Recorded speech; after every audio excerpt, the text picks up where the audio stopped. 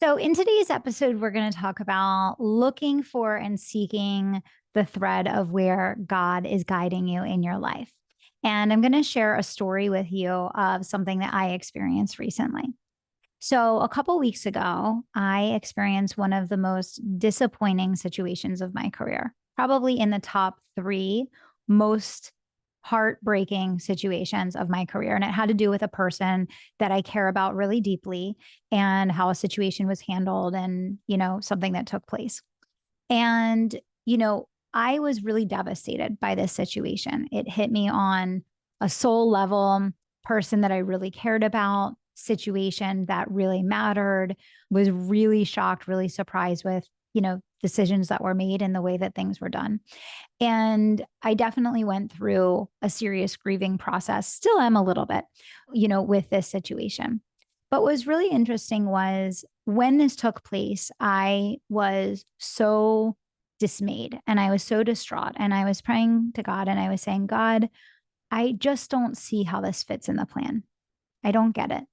Anything other than this, like why this situation? Where are you? I need you now. You're not here. I don't understand. Why is this happening? Of all the things that needed to happen in this situation and at this moment, this is the thing more than anything that really goes against what I thought, what I believed, what was needed, was in my best interest, was going to serve the situation at hand. And so I'm praying and I have tears running down my face and I'm saying, show me that you're here with me, God. Like, I believe you. I trust you. I want to give my heart to you. I want to do the thing that you're calling me to do in my life. I want to be a real believer, not just in word and deed. Help me to see you in this situation. Help me to know that you're here and help me to know that this is your plan and this is exactly what you wanted. And it's in my best interest that this happened, even though I don't see how it's possible that it's in my best interest that this happened. So I'm praying and I'm crying and I'm sharing all of these, thoughts and feelings with God. And, a few moments later, I get an email and the email opens the door to something really big, really big. And I think to myself, wow, that was a direct, intervention from God. But then something even crazier happens. I follow up on the opportunity that had landed in my inbox and I connect with the person that's facilitating the opportunity. And I say, yes, my answer is yes. I am here for this. Let's do this. And I get off the phone with them and they call me back a few minutes later and they say, well, actually, after we spoke with you, we thought you were going to be good for this, but actually, we'd love for you to do this instead, which is a far greater opportunity, something even bigger, something totally unexpected. And the opportunity, because there's lots of opportunities that mean nothing. And there's lots of opportunities that I say no to, quite frankly, because they're not in alignment with where I know I'm being called next. And I know where I'm being called next is to bring God into spaces and places with powerful people that need to feel his presence and his love so that we can influence the masses, so that I can mother a movement of entrepreneurs and leaders that are going to change the world by putting their faith in their families first. That's where I'm going next. And when this opportunity hit my inbox and that situation transpired, almost immediately following, my tears of distraught, my tears of betrayal, my tears of just soul wrenching hurt and pain, I knew, and it was such a reminder once again, and this is always how it is, that we as people of our faith, we as believers, we have to know that God's plan for us is always so much better than whatever we could ever ask for or imagine. And that when there's a direct intervention in our lives that removes a situation, removes a person, makes a radical change that we didn't expect, redirects a business, that's God intervening in our businesses and our lives to put us on the path that is best for us. And it's so hard in that moment to say, I fully trust you, God. I fully believe and know that you will only work to prosper me and not harm me, that you will only work for my greater good, that your plan is always greater than my plan, and to just abdicate our full trust to the power of his presence and his desire to help us to grow into the people that we're capable of becoming. Now, what's really interesting about that situation is, that opportunity came and, it's happening. And where it goes from here, I have no idea. But I know it was a clear sign and a direct intervention for God to show me his direct involvement in this situation. And that one thing needed to clear out of the way in order to make space and to create space for what I desire and what I know is meant to be next for me. And what happened was, because of that situation that had happened earlier, a lot of other decisions were made, a lot of other changes were made that took something that I probably would have done over, a 6 to 9 month period. And I did it in 30 days. And it needed to be done. It needed to be done. And I'll talk about it at a later date and not ready to share what it is right now. There's still moving pieces and there's still things in play. But what I will tell you is waiting costs. Waiting costs us. And God saw that I could be doing this work and making a far greater difference and serving more people and helping more people and playing a much bigger role in mothering this movement starting now, not 9 months from now, and needed to pick me up and point me in the right direction and redirect me in ways that I never would have thought of or initiated or come up with on my own.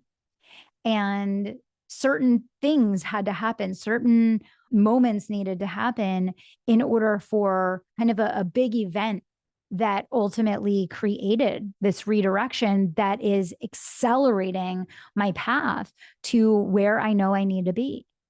And I'm sharing this all with you today for a reason. And the reason that I'm sharing this with you is that so many times waiting costs us. And they always say that, God whispers and then he knocks and then he just blows the house down, right?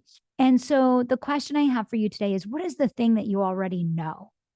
What is the thing that you already know is the right thing? What is the thing that you already know is the right decision? What is the thing that you've been waiting on, or you've been saying, I'll do that when, or, the move that you need to make? Maybe it's with your business. Maybe it's with your team.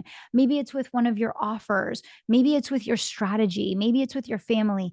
What is the thing that you've been waiting on that you've been saying, I'll do that when? And it's costing you your purpose. It's costing you your focus. It's costing you your ability to live out God's highest calling and highest plan for your life.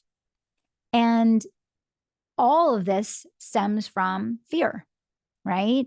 When we know something is the right thing and we don't do it, we usually don't do it because we feel fearful, right? We're overwhelmed by everything that it will take to create that change.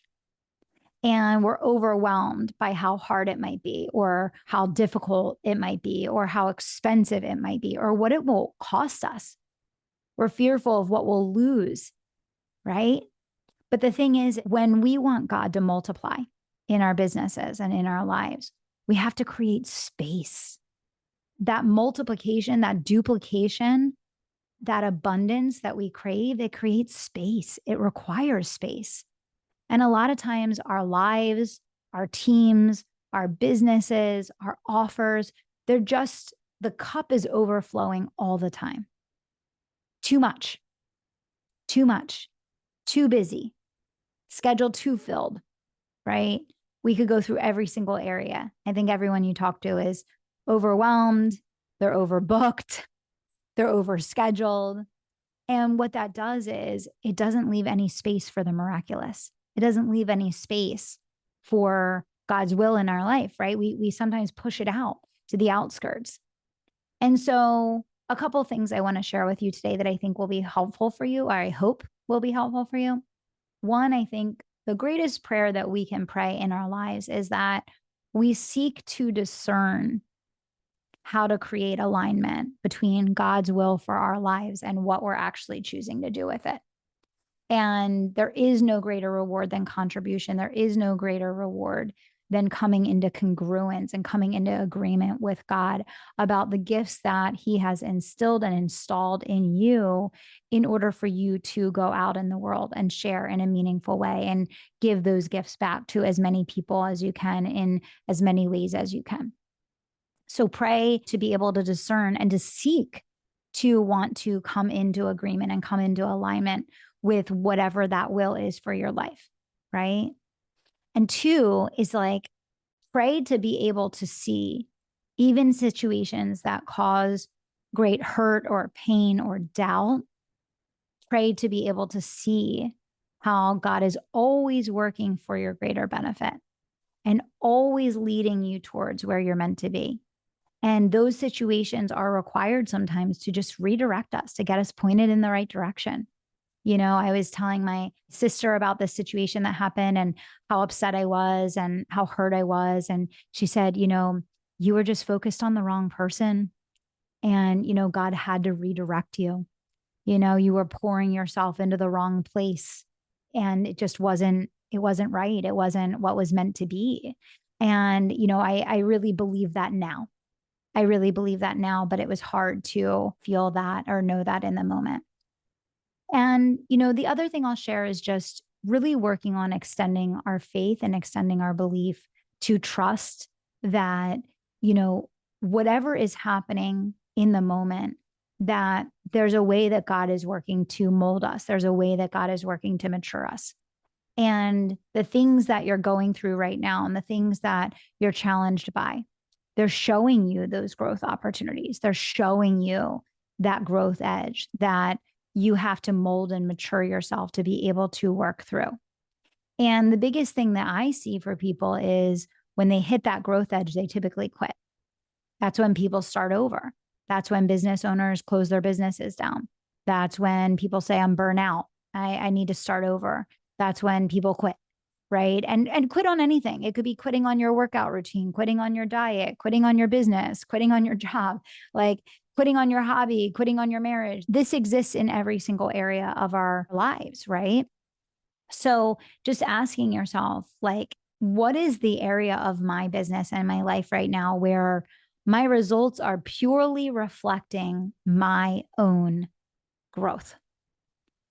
And where are the areas that you have to commit to actually growing, like really growing, in order to see the results that you want and get the outcomes that you desire? And how can you, instead of getting in a state of fear or overwhelm or anxiety and running in the other direction, how can you really allow yourself to develop the perseverance, become a person of perseverance to push through those challenges and to allow yourself to stay grounded to go through the development process so that you can keep progressing forward on your path, right?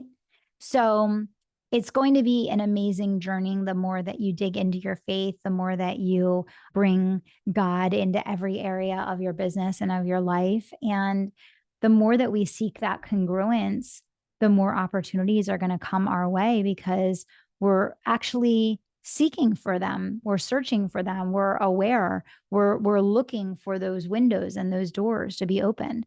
And sometimes we're so busy and we've filled every nook and cranny and crevice of every area of our lives that we don't even see the things that are right in front of us that could be massive opportunities to take us forward in a multitude of ways.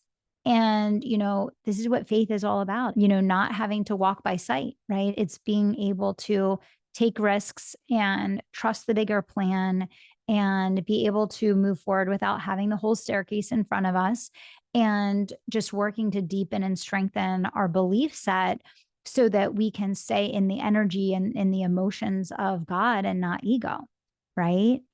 So I hope sharing that story today will help you maybe to look at a situation that maybe you've been grieving or struggling with or trying to work through and open yourself up to God's presence in that situation and why that situation maybe is there to actually propel you forward in a really powerful way that is going to put you on track with your purpose, maybe more so than if you had gotten your way the way that you had wanted and desired initially. I know that's the case for me. And I am praying for you today. And I am really wishing you the best week. And I am inviting you to dream those God-sized dreams and to know that you don't have to do it alone. He always fills in where we fall off. and to lean into asking that question, asking God to help order your steps, help you to discern how to create alignment with your purpose, and have your eyes open to the doors and the windows that are all around you that could propel you forward when you're focused on the right things. So I hope this was helpful for you today. I hope you have a blessed and amazing week. Thanks for being a part of this podcast. And for any of you that don't know, I do a live session every Wednesday at 2 p.m. Eastern called Keeping the Faith. And this is live on X. We also have a group called Kairos Leadership. It's in there as well. And every single week, I take a Bible verse, I break it down, I talk about its application in business and in life, and how we can grow in our faith as leaders, leaders of industry, leaders of our family, leaders of our teams, to propel our businesses forward, but also to lean into our growth and evolution as people of God. So I will put the information about Keeping the Faith sessions down below. I'd love to have any of my podcast listeners to join me. My handle on X is at Kelly Roach Live, or you can click on over to join the Facebook group Kairos Leadership. Thanks so much for tuning into the show. We'll see you back here next week.